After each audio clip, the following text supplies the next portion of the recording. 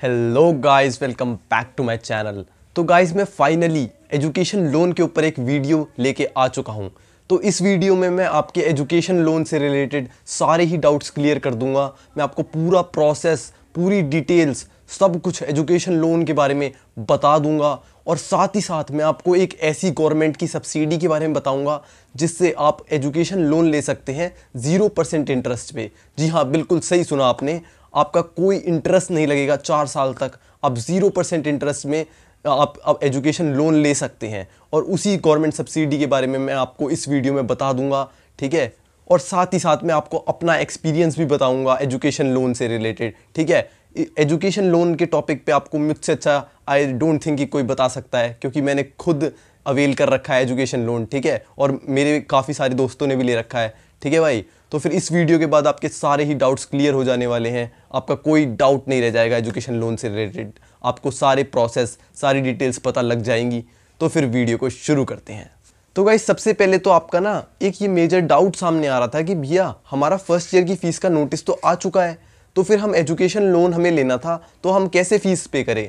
तो भाई, इसका एक ही आपका रास्ता है कि ना अभी आप कहीं से भी अरेंज करके ये फ़ीस खुद से भर दो, और फिर बाद में ना आप एजुकेशन लोन में ये फ़ीस वापस ले लेना पैसे, ठीक है। लाइक आप रीइंबर्स करवा लेना। मान लो आपकी 1,24,000 आपने भर दिए, फिर आपने एजुकेशन लोन के लिए अप्लाई कर दिया। फिर जब आपका एजुकेशन लोन ट्रांजैक्शन हो जाएगा ना, एजुकेशन लोन सैंक्शन हो जाएगा, फिर आप अपने जो 1,24,000 है वो अपने बैंक अकाउंट में वापस ले सकते हैं, रीइंबर्स करवा सकते हैं, ठीक है भाई। तो आप ऐसा कर लीजिए अगर आपको एजुकेशन लोन से अपने फर्स्ट ईयर की फीस को पे करना था तो भाई, सबसे पहले तो ना एजुकेशन लोन के लिए हमारी एक क्राइटेरिया है, ठीक है। हमारा ना सबसे पहले जो बच्चा एजुकेशन लोन ले रहा है ना, उसका जॉइंट अकाउंट होना चाहिए उसके फादर या उसकी मदर के साथ, ठीक है। तो अगर आपका जॉइंट अकाउंट नहीं है तो सबसे पहले भैया अपना अपना जॉइंट अकाउंट खुलवा लो। उसमें भी थोड़ा टाइम लग जाता है, ठीक है भाई। तो उसमें अपना पहले जॉइंट अकाउंट खुलवा लो, उसके बाद ही आपका आगे का प्रोसेस हो सकता है, ठीक है भाई। तो जैसे ही मान लो आपने जॉइंट अकाउंट खुलवा लिया ना, फिर ना 2 वेबसाइट होती हैं, एक तो विद्या लक्ष्मी पोर्टल और एक जन समर्थ पोर्टल, ठीक है। आपको ना उस पर ऑनलाइन एजुकेशन लोन के लिए अप्लाई करना पड़ता है, ठीक है भाई। जब आप ऑनलाइन अप्लाई करते हैं ना, फिर आपको बैंक में भी अप्लाई करना पड़ता है, ऑफलाइन भी, ठीक है। दोनों तरह से आपको अप्लाई करना है, ऑनलाइन भी और ऑफलाइन भी, ठीक है। ऑनलाइन जब आप अप्लाई करोगे ना पोर्टल पे, तो वो बैंक का वो मांगता है कि आपको कौन से बैंक से चाहिए, ठीक है। तो आप उसमें डाल सकते हो बैंक प्लस उसका एड्रेस भी डाल सकते हो। लाइक आपको NSUT वाले SBI से चाहिए या DTU वाले SBI से चाहिए, तो आप ये सब कर सकते हो, ठीक है। तो भाई, मैं आपको पर्सनली रिकमेंड करूंगा ना कि आप ना जो अपना कॉलेज है ना, कॉलेज में जो बैंक है, आप उसी बैंक से लोन लें, ठीक है भाई। क्योंकि ना बहुत इजी होता है, मोस्टली बच्चे वहीं से लोन ले रहे होते हैं और उन्हें सारे प्रोसेस का एकदम पता होता है कि कब आपको फीस देनी है, कब नहीं देनी है, ठीक है। तो फिर वो उस हिसाब से सब कुछ कर देते हैं, ठीक है। और उन्हें कॉलेज वालों से मतलब डायरेक्ट कांटेक्ट होता है कि कब फीस देनी नहीं देनी। तो फिर आप ना अगर आप बैंक से, कॉलेज वाले बैंक से लोन लोगे ना, तो आपको हमेशा फ़ायदे में ही रहोगे, ठीक है। और प्रोसेस भी आपको थोड़े कम करने पड़ेंगे जो बाहर वाले बैंक हैं उनके कंपैरिजन में। तो भाई देखो, जैसे आप ऑनलाइन विद्या लक्ष्मी पोर्टल या जन समर्थ पोर्टल पे आप अप्लाई कर दोगे ना लोन के लिए, और अपना डिज़ायर्ड ब्रांच से सिलेक्ट कर लोगे। लाइक आप बैंक की ब्रांच सिलेक्ट कर लोगे कि मुझे इस बैंक की इस वाली ब्रांच से चाहिए, लाइक मुझे SBI की ये NSUT वाली ब्रांच से लोन चाहिए, ठीक है। जब आप ये सिलेक्ट कर लोगे ना, तो आपको जाना है ब्रांच में, ठीक है। जब उनके पास ना 4-5 दिन में ना वो पहुंच जाता है, लाइक उनके पास एक रिक्वेस्ट पहुंच जाती है आपकी कि आपने लोन के लिए अप्लाई किया है, ठीक है। फिर जब आप 4-5 दिन बाद जाओगे ना, तो ना आपको वहाँ से एक लोन का फॉर्म देते हैं वो, ठीक है। आपको लोन का फॉर्म ले लेना है, ठीक है।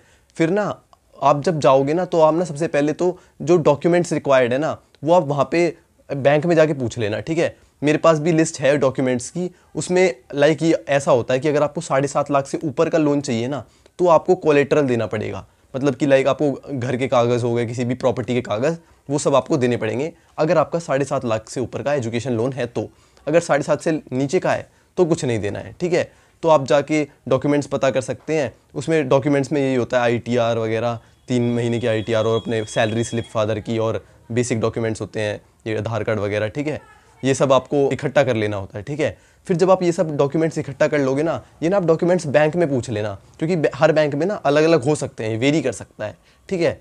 तो जब आप ना अपना जो प्रिंट आउट निकलवा लोगे ना विद्या लक्ष्मी पोर्टल का, ठीक है, और जो एजुकेशन लोन का फॉर्म ले लोगे बैंक से, ठीक है, वो ना आपको साथ में दोबारा जाके सबमिट करना पड़ेगा। मान लो जैसे आपने SBI से जाके NSUT वाले SBI से जाके लोन का फॉर्म ले लिया, ठीक है। फिर आपको ना वो लोन का फॉर्म फिल करना पड़ेगा और फिर जो डॉक्यूमेंट्स उन्होंने बताए हैं वो सब आपको अरेंज करके लेके जाने पड़ेंगे विद जो आपका जो ऑनलाइन आपने लोन के लिए अप्लाई करा था उसका प्रिंट आउट लेके जाना है, ठीक है। जब आप ये सारी चीज़ें ले जाएंगे ना, फिर आपको अपने बैंक में जाना है, लाइक जो जिससे भी आप लोन ले रहे हैं उस बैंक में आपको जाना है, ठीक है। वहाँ पे आपको ये सारी चीज़ें सबमिट कर देनी है, ठीक है। फिर वो आपको वेरीफाई करेंगे वो सारे डॉक्यूमेंट्स को, ठीक है। फिर वेरिफिकेशन के लिए ना वो आपके फादर को बुलाएंगे, जो आपका को एप्लीकेंट होता है ना। अगर मेरे केस में को एप्लीकेंट फादर थे तो आपके फादर को ही जाना पड़ेगा। अगर आपकी मम्मी जाएंगी तो वो वेरीफाई नहीं करेंगे, फिर ना वो बोलेंगे जो को एप्लीकेंट है ना, जो फादर थे, वो उनको जाना ही पड़ेगा, ठीक है। तो आपको उनके साथ जाना पड़ेगा। फिर वो आपके सारे डॉक्यूमेंट्स प्लस आपका लोन का फॉर्म और जो आपने विद्या लक्ष्मी पोर्टल पे जो अप्लाई करा था वो फॉर्म आपका वेरीफाई करेंगे, ठीक है भाई। तो भाई फिर जब आप डॉक्यूमेंट्स को वेरीफाई करवा लोगे ना और सारे डॉक्यूमेंट्स सबमिट कर दोगे अपने लोन के फॉर्म के साथ, तो फिर ना आपकी जो एजुकेशन लोन की प्रोसेसिंग है ना वो स्टार्ट हो जाएगी, ठीक है। फिर जो बैंक वाले होते हैं ना वो अपनी हायर अथॉरिटीज़ को आपके लोन का एप्लीकेशन भेजेंगे, ठीक है। मतलब ये हो चुका है फिर कि आपने लोन के लिए अप्लाई कर चुके हो सक्सेसफुली, ठीक है।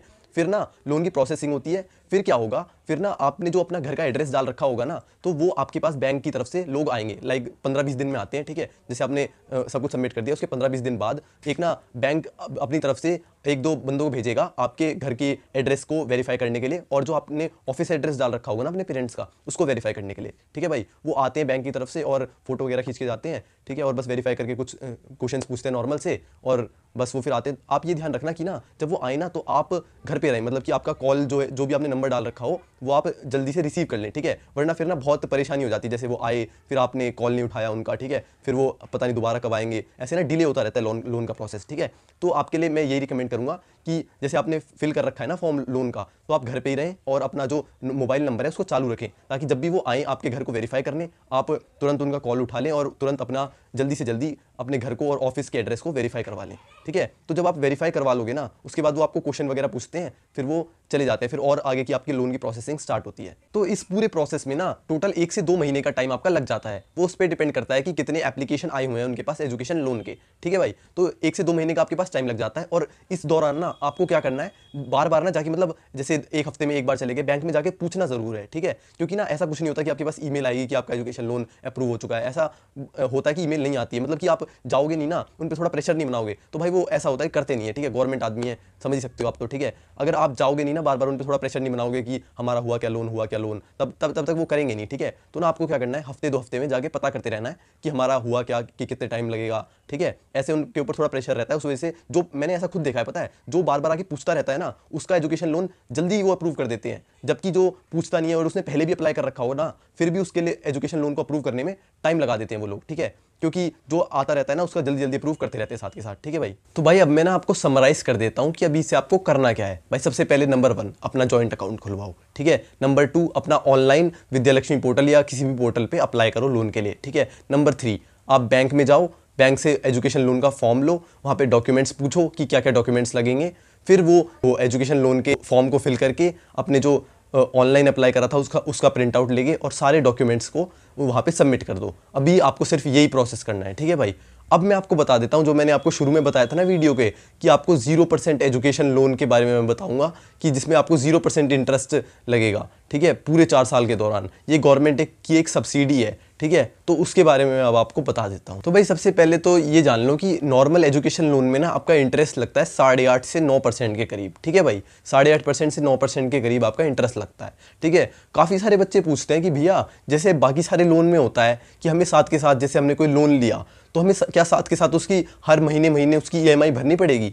भाई ऐसा एजुकेशन लोन के अंदर नहीं होता है, ठीक है भाई। एजुकेशन लोन के अंदर होता है कि आपने एजुकेशन लोन ले लिया, उसका साथ के साथ आपका इंटरेस्ट लग रहा है, पर आपको पे नहीं करना है। वो आपको पे करना है 4 साल के बाद, जब आपकी जॉब लग जाएगी ना, उसके बाद ही आपको पे करना है, ठीक है भाई। उसके 4 साल के प्लस 1 साल का एक और टाइम होता है कि अगर किसी की जॉब नहीं लगी तो टोटल 5 साल के बाद आपको वापस पे करना होता है, ठीक है। बाकी सारे लोन्स की तरह नहीं होता है कि आपको एक हर महीने EMI पे करनी है, नहीं भाई। आपका इंटरेस्ट लगता रहता है, पर फिर उसके साथ आपको वो ना लास्ट में पे करना होता है, आपको साथ ही साथ पे नहीं करना होता है। जब आपकी जॉब लग जाएगी तभी आपको पे करना है, ठीक है भाई। तो भाई अगर आपको 0% इंटरेस्ट पे एजुकेशन लोन चाहिए ना, उसके लिए सबसे पहले तो आपके पास इनकम सर्टिफिकेट होना चाहिए 2.5 लाख पर ईयर की इनकम से कम का, ठीक है भाई। उसके बाद आपको क्या करना है कि जो आप जैसे ऑनलाइन जो आप सबमिट करते हो ना पोर्टल पे, उसके बाद आपको क्या करना है कि जो आप ऑनलाइन फॉर्म फिल करते हो ना लोन का, उसमें जब आप फिल करोगे तो आपको विद्या लक्ष्मी पोर्टल पे फिल नहीं करना है, वो आपको जन समर्थ पोर्टल पे फिल करना है। ठीक है, सिर्फ जन समर्थ पोर्टल ही एक ऐसा पोर्टल है जिसमें आपको 4 साल तक 0% इंटरेस्ट लगेगा। जी हाँ, मतलब कि अगर आपको आपका लोन मान लीजिए 7 लाख का आपका लोन है, ठीक है, तो ना आपका 4 सालों तक जब तक आप कॉलेज में, आपका इंटरेस्ट लगेगा ही नहीं, इंटरेस्ट काउंट ही नहीं होगा। ठीक है, जैसे आपकी बीटेक खत्म हो जाएगी ना, उसके बाद आपका एजुकेशन लोन में इंटरेस्ट काउंट होना स्टार्ट होगा 0 से। ठीक है, आपके 4 साल तक बिल्कुल 0% इंटरेस्ट लगेगा, कोई इंटरेस्ट लगेगा ही नहीं। तो भाई उसके लिए ना आपको सीधा विद्या लक्ष्मी पोर्टल पे अप्लाई नहीं करना है, जन समर्थ पोर्टल पे अप्लाई करना है। ठीक है, और जन समर्थ पोर्टल पे भी ना आपको जब डालनी है ना, जो ब्रांच डालते हैं कि हमें एसबीआई की कौन सी ब्रांच से चाहिए, तो भाई आपको उसमें एसबीआई सिलेक्ट करना है, साथ ही साथ आपको उसमें कॉलेज की जो ब्रांच है ना वो सिलेक्ट करनी है। ठीक है, आप किसी बाहर की ब्रांच से एजुकेशन लोन लेंगे तो वहाँ पे आपको ये सब्सिडी नहीं मिल पाएगी। ठीक है, आपको सिर्फ कॉलेज की ब्रांच से ही लेना है। ठीक है, ये एनएसयूटी में तो है, शायद डीटीयू में भी होगा। ठीक है, क्योंकि मैंने जब बात करी थी ना तो उन्होंने बोला था कि आपको जो आप फॉर्म फिल करोगे ना जन समर्थ पोर्टल पे, उस पर आपको जो ब्रांच डालनी होती है वो एनएसयूटी वाली डालना। ठीक है, तो शायद डीटीयू में भी होगा, वरना एनएसयूटी में तो है ही है। ठीक है, एनएसयूटी में आपको जब भी आप फॉर्म फिल करोगे ना जन समर्थ पोर्टल पे एजुकेशन लोन का, तो आपको बैंक की डिटेल्स में अपना जो एनएसयूटी वाला जो एसबीआई ब्रांच है ना वो आपको फिल करनी है। ठीक है, आप जब फिल कर दोगे ना तब ऑटोमेटिकली आप इनकम सर्टिफिकेट आपको ले जाओगे और मैम को बता दोगे, वहाँ पे जो लोन वाली मैम होती हैं बैंक में, बता दो कि मेरे को ऐसे ऐसे लोन लेना है, 2.5 लाख से कम मेरी इनकम है, तो आपका ऑटोमेटिकली 4 साल के लिए कोई भी इंटरेस्ट नहीं लगेगा। ठीक है,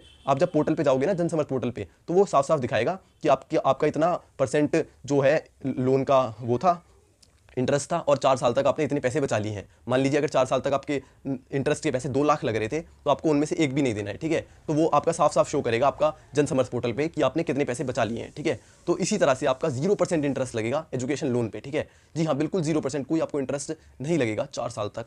ठीक है, आपका इंटरेस्ट लगना स्टार्ट होगा 4 साल के बाद से। ठीक है, जब आपकी जॉब लग जाएगी। तो भाई अब आई थिंक आपके एजुकेशन लोन से रिलेटेड सभी डाउट्स क्लियर हो चुके हैं, आपको पूरा प्रोसेस और पूरी डिटेल्स समझ में आ चुकी हैं एजुकेशन लोन से रिलेटेड। आपको ये भी समझ में आ चुका है कि 0% इंटरेस्ट पे हमें कैसे एजुकेशन लोन लेना है। तो भाई इतना ही था इस वीडियो में। अगर आपके अब भी कोई डाउट्स हैं तो आप कमेंट सेक्शन में पूछ सकते हो।